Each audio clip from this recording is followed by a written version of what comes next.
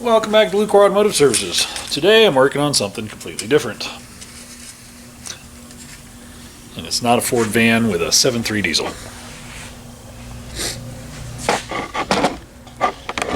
It's a 74 Impala convertible with 26-inch Forgiatos that are side directional, like ninja throwing stars. But we don't have a wheel and tire issue on this car. It's not here for an alignment, or at least it's not here for an alignment yet. It probably does need an alignment though. It is here because it keeps running out of fuel on the dyno. So let's get after it, shall we?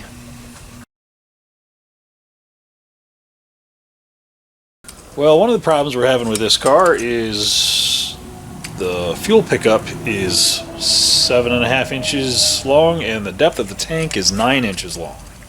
So we're going to extend our fuel pickup, probably find a Holley sump mat type thing so that it will screen the fuel as well as absorb from the bottom or close to the bottom, and that will probably help dramatically with getting fuel to this thing.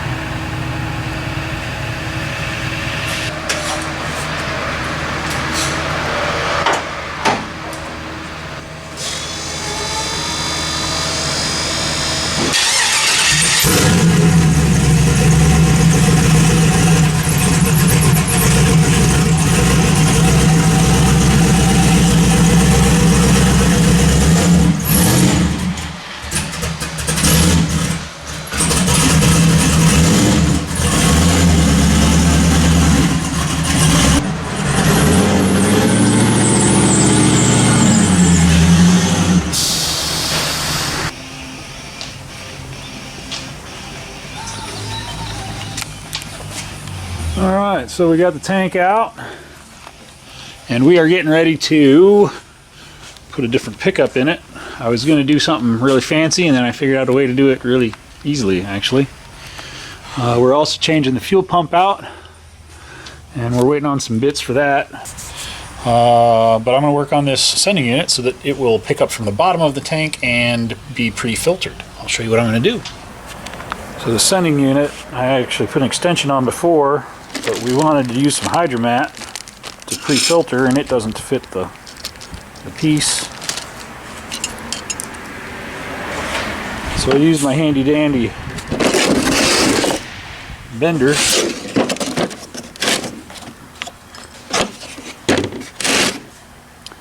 and I made this little extension which will allow me to have the tight fit that it needs to hold the 11mm hole for the HydroMat, and it'll just pop right in there. And then I'll have fuel pickup that's filtered, pre-filtered, with a fluid dynamic screen, and it'll be in the bottom of the tank because this originally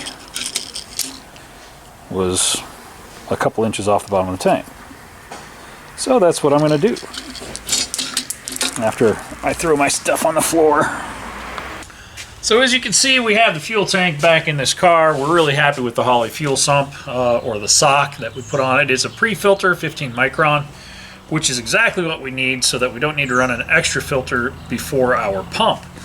So we had a little bit of a fitment issue. I had to trim the pickup on the sender a little bit, but we, in and out a few times, and now it's right where we want it to be. And it should serve its purpose to our needs.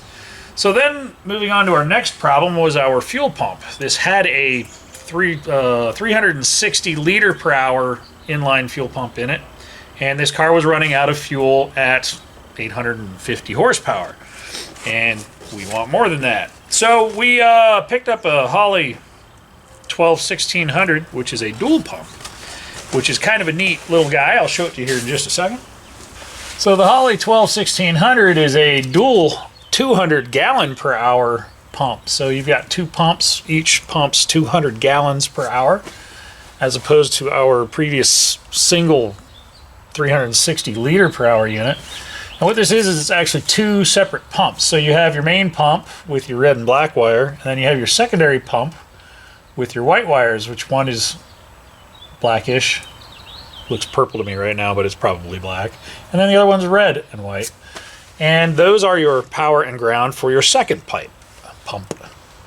So you can wire these in with a boost reference for your second pump. So when you see boost reference and you need demand, it will kick the second pump on. Or you can do what we're going to do right now, which is hook them both up to the same feeds, because I don't have time to rewire this whole thing right now.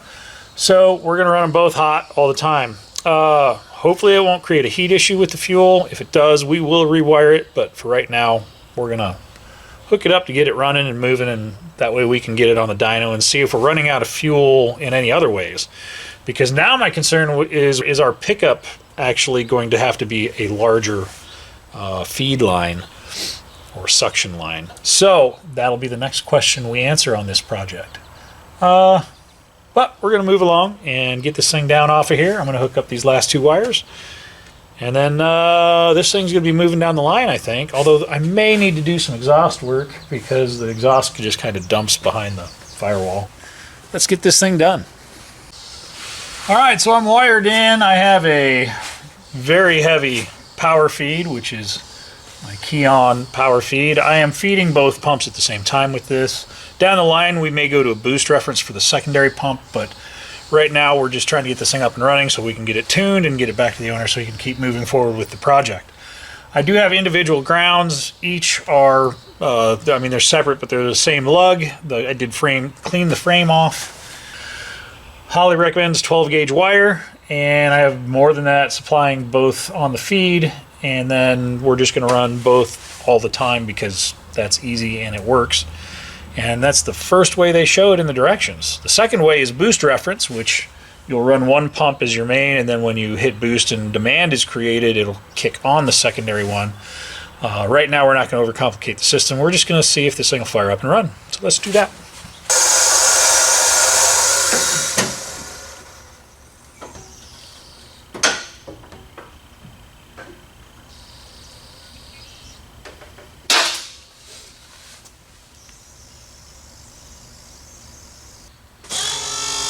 Pump works. Have any fuel leaks?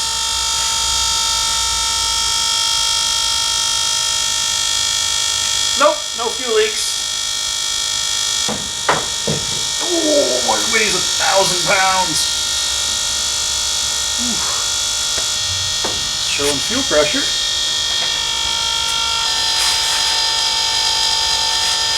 Well, I don't have fuel leaks. Let's fire it up. See what happens.